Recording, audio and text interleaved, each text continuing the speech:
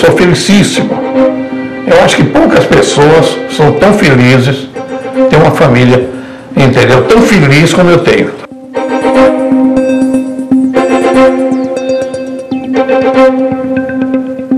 Sou dos velhos tempos, nós tivemos 5 filhos, né? Todos são 3 mulheres e 2 homens, né? Todos estão em situações melhores do que a minha.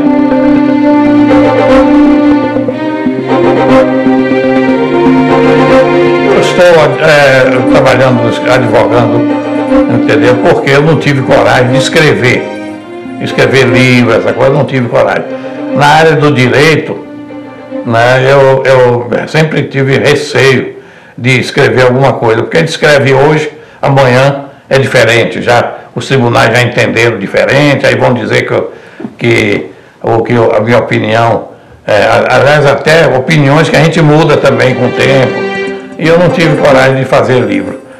Eu tinha realmente um sonho de ser advogado desde que eu entrei na faculdade, não tive oportunidade, porque eu me formei no Rio de Janeiro, na chamada Faculdade Nacional de Direito, entendeu? E quando eu ia começar uma advocacia e estava pleiteando ser advogado do banco, como acabei sendo nomeado, aí eu fui fazer um trabalho no Acre. Eu fui prestar um serviço no Acre, do banco. E lá eu conheci minha mulher no dia que eu cheguei. Era para passar 90 dias, eu passei 15 anos lá no Acre. Por quê? Porque eu fiquei fazendo força para não sair. E lá fiz lá eu realizei uma série de, advoguei um pouco, porque eu fui logo ser secretário de Fazenda do Estado, depois fui diretor-presidente do Banco do Estado, né? Essas coisas impediram a minha advocacia. Mas outras atividades eu pude desenvolver no Acre, por exemplo, a principal dela, fundar uma faculdade de Direito, juntamente com outros colegas.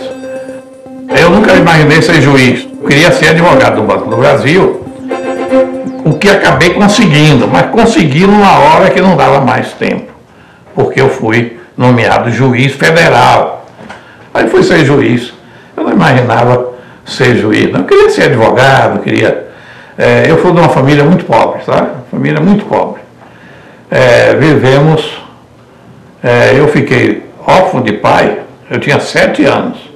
E depois de mim, tinha mais 5 irmãos. Nós éramos 6, o mais velho eu. Né? Porque houve um mais velho, mas que morreu. Né? O mais velho. Então, minha mãe ficou viúva sem nada. Sem uma pensão, sem um patrimônio, sem coisa nenhuma. Eu não me envergonho de dizer, não é vergonha para mim, que eu estudei, né, fiz o ginásio. Por quê? Fiz o ginásio porque o ginásio era na frente da minha casa, lá em Jaguaquara, que é a minha cidade de origem. Tinha um ginásio batista, né? E minha mãe pleiteou a nossa matrícula lá, para pagar, vejam os senhores, mediante lavagem de roupa dos alunos internos. Minha mãe lavava a roupa dos alunos e no fim do ano ia prestar conta. Olha, né, os alunos frequentaram, custou tanto. E a roupa que a senhora lavou tanto, fazia a conta ali, ficava sempre devendo. Era a mesma coisa que o seringueiro da Amazônia, sabe? Nunca tinha salvo, nunca ela tirou um tostão. Não pude ir à sessão de formatura por falta de roupa, não tinha uma roupa com terno para ir à formatura, entendeu? Até as fotografias de formatura não pude tirar, não me deram, porque tinha que pagar, eu não tenho. Eu vim receber isso recentemente. Uma pessoa lá mandou para mim as fotografias da formatura. Veio um amigo e disse: Ilmar, olha, tem um concurso para o Banco do Brasil. Naquela época era um negócio importante. Na década de 50, no início da década de 50, concurso para o Banco do Brasil. Escriturário do Banco do Brasil. Vai ser em Salvador. Né? Por que você não faz? Eu digo: eu não faço. Eu não vou fazer porque como é que eu vou fazer um concurso em Salvador para viajar para lá? Não, isso dá jeito, aí não dá jeito nisso. Né? Eu passei em primeiro lugar no concurso para o Banco do Brasil. Aí eu pude passar a ser o arrimo da família. eu tinha uma vontade imensa de estudar engenharia. Eu fiz um requerimento ao banco, dizendo o seguinte, que eu já tinha passado 2 anos em Jequié e agora gostaria de ir para uma capital, onde houvesse faculdade. Eu fui para a agência de São Paulo, na rua São João. Aí eu fiquei em São Paulo, não cheguei a 2 anos. Por quê? Porque eu tinha uma asma brônquica, que era uma coisa horrível. Entendeu? Eu não me deixava dormir, eu tinha que viver tomando esses remédios caseiros, essas coisas. Em São Paulo eu fiquei só, minha mãe ficou lá na Bahia, e eu achei que tinha que sair de São Paulo. Aí eu fui para o Rio, lugar melhor, passei melhor de saúde, passei no vestibular de 2 faculdades, a Nacional de Direito e a do Distrito Federal. Fui para o Acre, me casei, fui ser juiz, né? Transferido para Brasília. Com 3 anos já estava no Tribunal de Recursos, Tribunal Federal de Recursos, que se transformou no STJ, né? E no STJ foram me buscar, para surpresa total minha, foram me buscar para ir para o Supremo Tribunal Federal. Chegou lá o presidente, que era o presidente Collor, chegou e disse: ministro, né, o senhor aceita sua indicação para o Supremo Tribunal? Quase caí de costas. Lá fui eu para o Supremo Tribunal Federal, caí em depressão, fiquei deprimido. Meu Deus do céu, como é que eu vou me meter num negócio desse? Supremo Tribunal, eu que estava outro dia lá no interior da Bahia. Aí me consultando com alguns, com o ministro Passarinho, Aldir Passarinho, com o Miguel Ferrante, que já morreu. Ele disse: rapaz, acaba isso. Você foi chamado porque informaram que você pode desempenhar o cargo. Então eu fui para o Supremo Tribunal, onde eu passei 12 anos. Em contato com a maior glória, em contato com as maiores inteligências do campo jurídico desse país. Para mim foi uma emoção muito grande entrar para participar do eleitoral, né, onde eu passei, se não me engano, 5 anos e meio, entre juiz substituto e presidente. Eu já tinha sido membro do Tribunal Eleitoral do Acre, do Tribunal Eleitoral de Rondônia, onde eu fui juiz, e fui membro do Tribunal Regional Eleitoral do DF. De repente eu estava como membro do TSE. Sabe? Eu tive um diretor geral que era procurador do GDF. E esse diretor tinha muita penetração lá pela Terra Cap, etc. E conseguiu o terreno onde hoje está edificado o Palácio da Justiça Eleitoral. Porque o prédio ainda, esse prédio onde estava instalado, foi um prédio infeliz, feito num balanço, de tal maneira que não se podia botar muito peso dos lados. Isso aí era muito incômodo, sabe? Então havia necessidade de um novo prédio. Numa certa época, eu verifiquei o seguinte, que o eleitoral, o TSE, funcionava à noite. Depois das 7 horas, a partir da administração do Marco Aurélio, porque o Marco Aurélio era rigoroso no horário. 7 horas ele ia para lá, sentava e ficava esperando os outros ministros. Se nós não entrássemos na fila, ele ia na frente. Começava às 7 e às vezes até meia-noite. Depois de um dia de trabalho, era uma coisa cansativa. E eu verifiquei que os tribunais regionais dos estados funcionavam de manhã. Aí eu achei, por que a gente não põe de manhã? Calculei, as sessões noturnas duram mais ou menos 3 horas.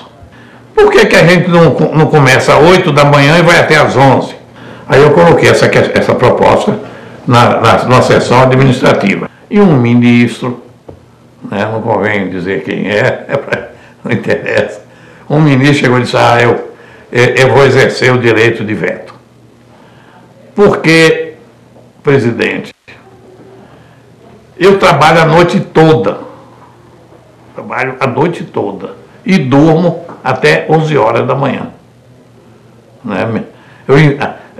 Comigo é invertido, o horário, a noite é invertida, e fica até hoje à noite a sessão. É uma coisa aqui para nós. O que é que custa 2 dias na semana, que são 2 sessões por semana, terça e quinta, 2 dias na semana realizar essa sessão de manhã. que é que custa? Que prejuízo traz para quem quer que seja? Né? E o benefício para os servidores, que ficam às vezes aí, porque o servidor fica lá de plantão, ficava naquela época. Aí, luz, economia de luz, economia de uma coisa que não era bom para o funcionário, que eu dizia, economia de hora extra. Aí o funcionário não gostava, não gostou. Eu falei, mas era uma sessão fechada, administrativa, em que eu cheguei a dizer, olha, vai se gastar, isso que se gasta hoje com hora extra do funcionário, que fica até 1 hora da manhã, meia-noite, entendeu? Não vai ter mais, porque ele entra aqui 7 horas, meio-dia está pronto, trabalha de tarde no expediente do gabinete e pronto. Essa foi uma ideia, viu? Foi uma ideia que eu lancei à toa, sabe? Porque não prosperou. Eu fui sempre defensor da economia, né, na minha administração, da economia. Por exemplo, eu eu rejeitei, né, a instalação das máquinas identificadoras das digitais. Por quê? Pelo custo. E que aquilo ia ser um trambolho. Se a urna, que é simples, entendeu, já era um problema de transporte, lá para o interior do Amazonas, tinha que ir de barco, não sei o que. Agora imagine levar uma máquina identificadora. Era o custo. Uma máquina identificadora custava várias vezes o valor da urna. Eu acho até que a obrigatoriedade do voto deve permanecer, né? Senão vai acontecer como nós vimos. Eu fui, por exemplo, à posse de um presidente dos Estados Unidos, que foi eleito com 30% dos eleitores. Com 30% dos eleitores, o Bill Clinton. 30% dos eleitores. É absurdo, né? Eu acho que o eleitor, não somente a pessoa tem que ser eleitor, todo mundo, como também tem que votar obrigatoriamente. Eu sou favorável ao voto obrigatório. O TSE é o órgão máximo da justiça eleitoral no Brasil, foi uma justiça que foi criada no momento oportuníssimo. Quando foi criada a justiça eleitoral, foi criado também o voto secreto, o voto das mulheres, entendeu? Foi um momento, digamos assim, foi uma revolução em matéria de eleição no Brasil, que foi a Revolução de 1930. E o TSE, entendeu, é um tribunal de grande credibilidade, né, grande credibilidade de parte dos candidatos, dos partidos políticos. Ninguém lança a menor dúvida sobre a idoneidade, entendeu, de quem julga no TSE, de modo que é um órgão respeitabilíssimo, de uma utilidade prática extraordinária, responsável até pela democracia.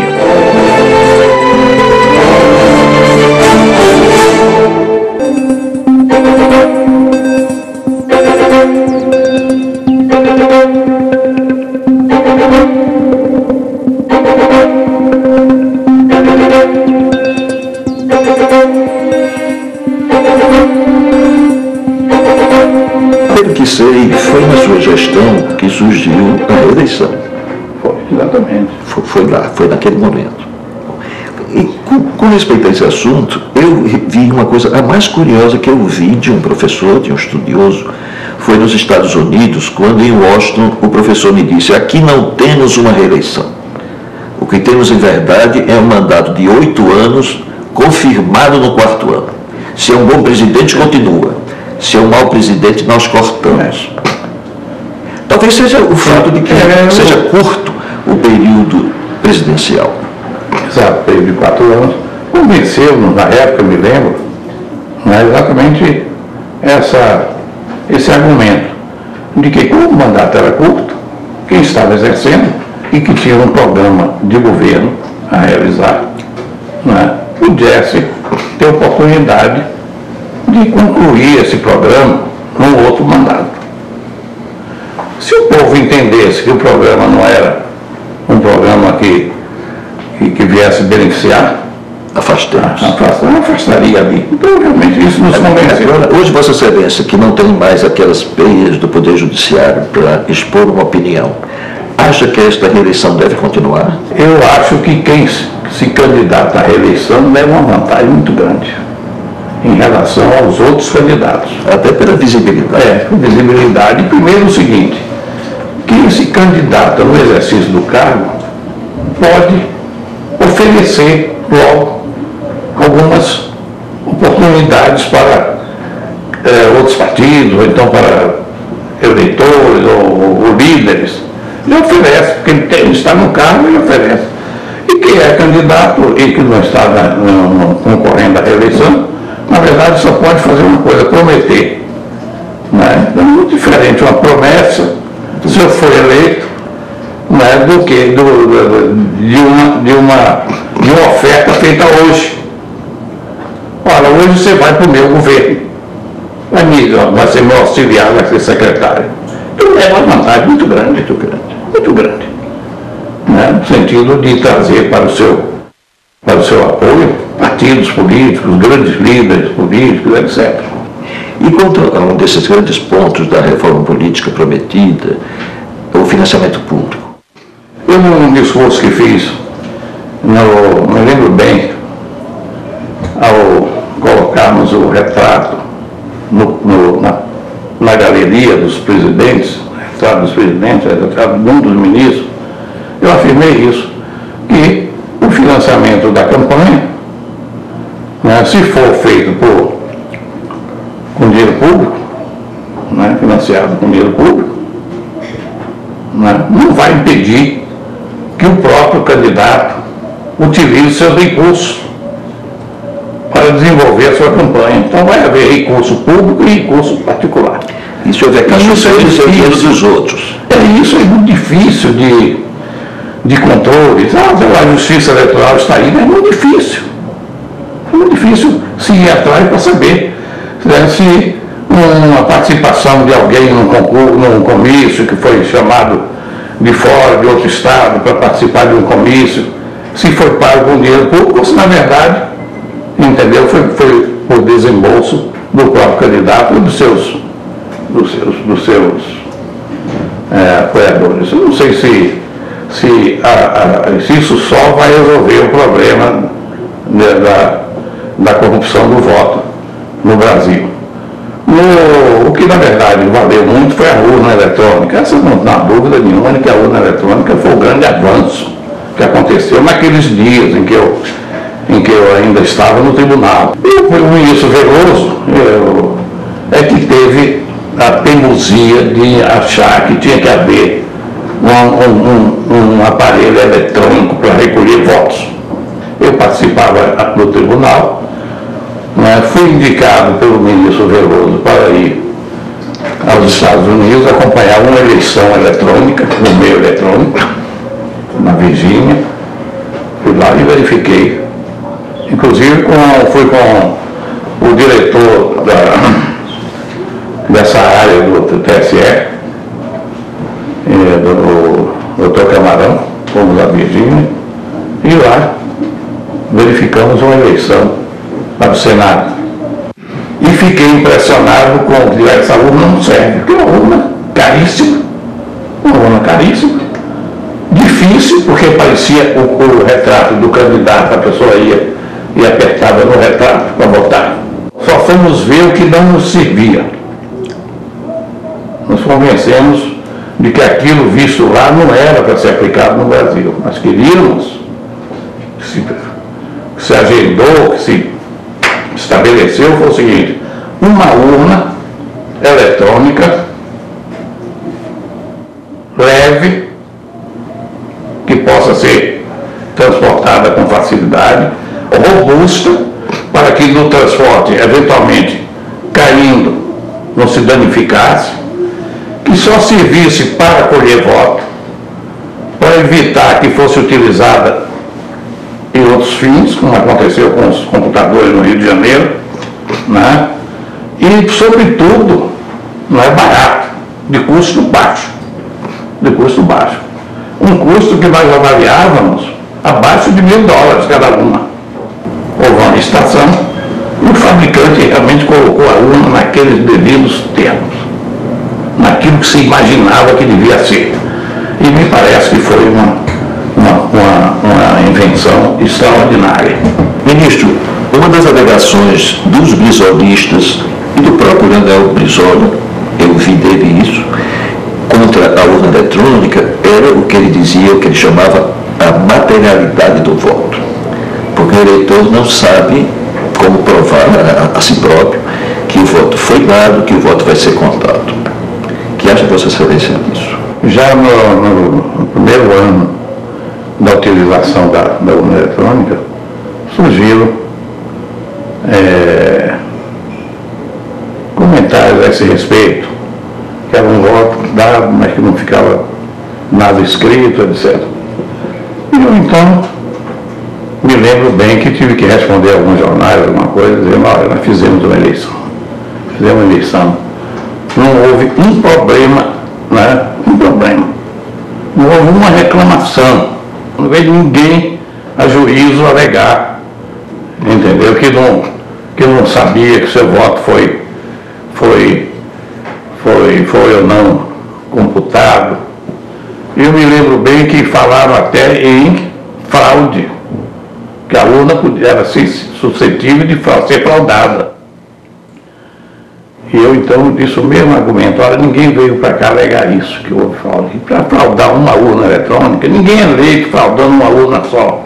Teria que fraudar muitas urnas para uma eleição, digamos, uma eleição proporcional.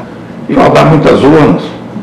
E para isso tinha que envolver os funcionários que estavam lá, tomando conta da urna, ou seja, a mesa eleitoral teria que ser envolvida.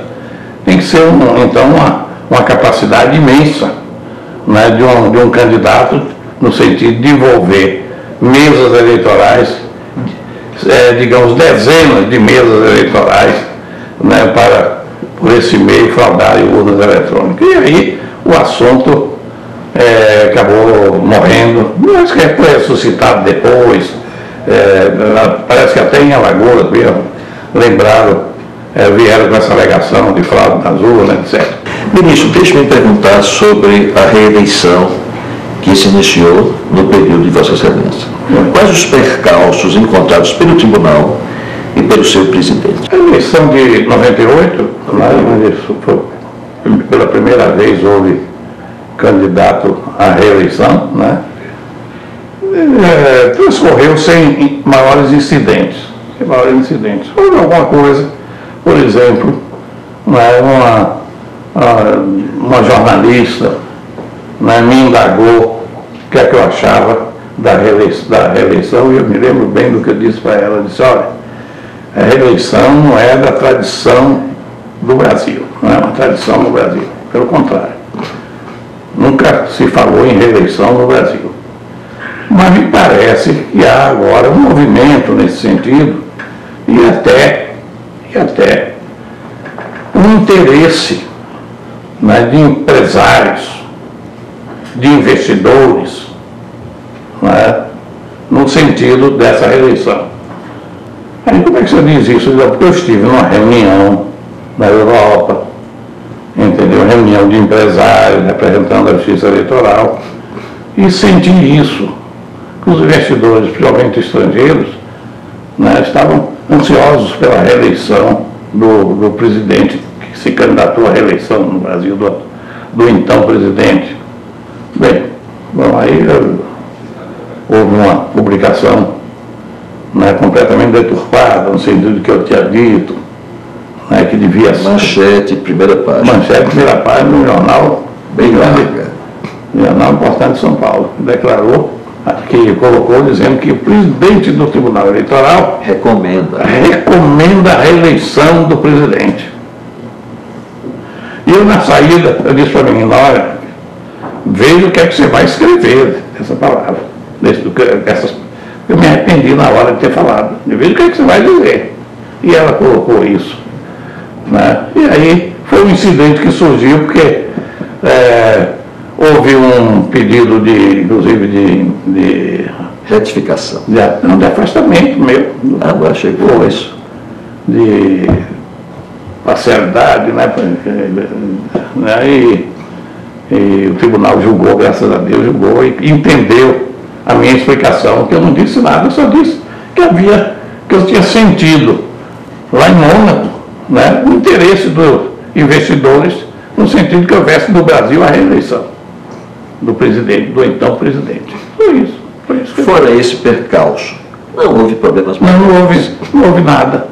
Não me lembro, as urnas funcionaram onde foram utilizadas, funcionaram normalmente, né, sem reclamações, né, e é bom que se diga o seguinte: o Tribunal Superior Eleitoral, que tinha uma imensa carga de trabalho decorrente, né, da realização de eleição nos diversos lugares do Brasil, tinha havido isso, tinha havido aquilo, que não sei o quê, metade da carga de trabalho do TSE era em torno dessa fase da eleição, do dia da eleição.